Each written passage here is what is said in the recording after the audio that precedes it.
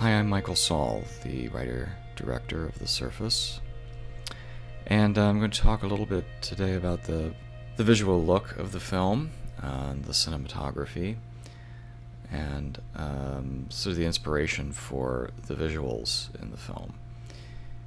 I should start by saying that the script itself was somewhat unconventional and was accompanied by a number of images and videos that were inspiring to me. But when an actor or a crew member came on board, they got the script and they got all of the visual information as well, because I felt it was important for them to know how I saw the film.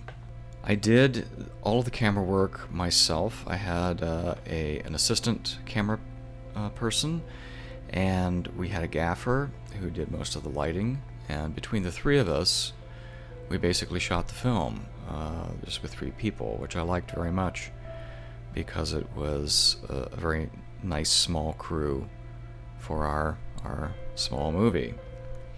I was inspired quite a bit by a number of other directors, not surprisingly. Stanley Kubrick, who has been an inspiration to me my entire life.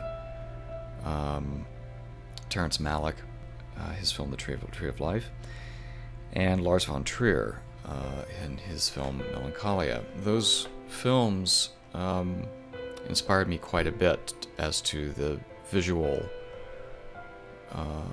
language of the film. My original plan for the cinematography was to help build a contrast between Evan's sort of three different worlds that he is in this film. The first world, of course, is his life with Chris in their home. The second was his life with Peter in Peter's home.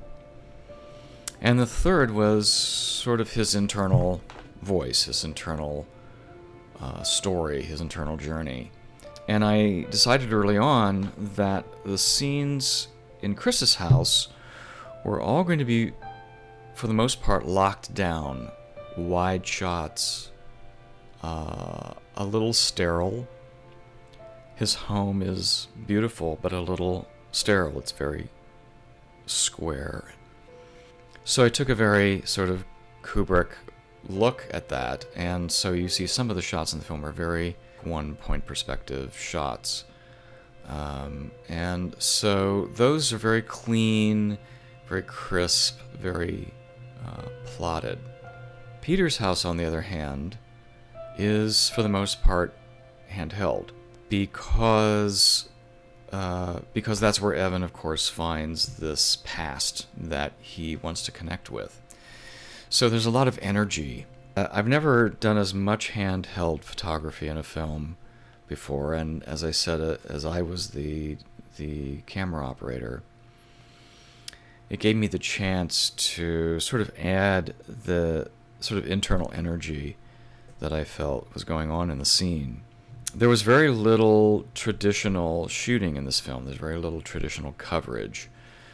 And I didn't want to do that. I really wanted to give the actors the freedom to go about the room and to change the dialogue and to do things differently. And I felt that it was best to shoot as little coverage as possible so that we could hold on to those elements that I liked very much.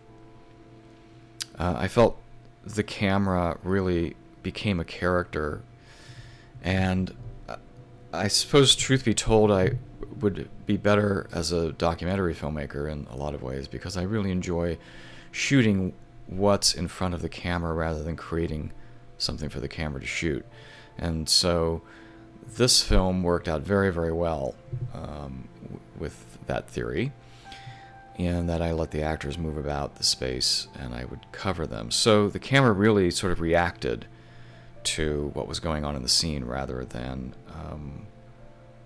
the actors acting around the camera. Thematically, I really wanted the story to be told visually as much as possible. So that's why we sort of go on these little flights of fancy, these visual moments, these internal moments for Evan, where he's looking at things and watching things and touching things and It was a story of discovery, in my opinion. Helping the audience to see what Evan is seeing is very important. The only real special effects in the film were the 8mm films. And a lot of people ask if we actually shot those in 8mm film, and we did not. I would like to have done that. I think it would have been certainly much easier. It would have given more authenticity to the film, but it would also have added a great deal of money to the budget, which was extremely small.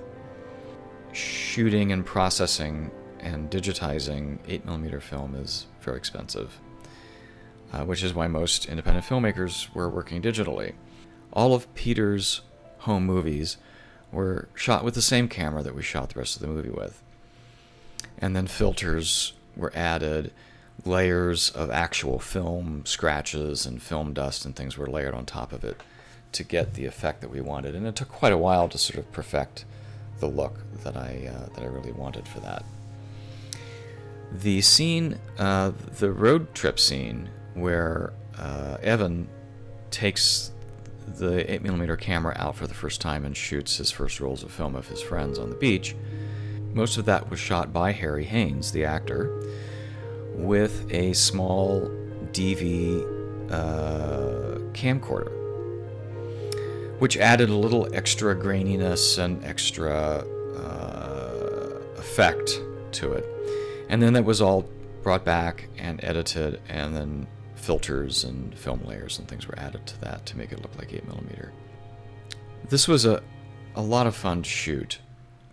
Even more so, I mean, it was challenging for me to shoot and direct, but it was also a lot of fun to do that. I always miss being behind the camera and actually controlling the camera when I direct a film. So this gave me the opportunity to do that, and it was great fun, and I hope you enjoyed it.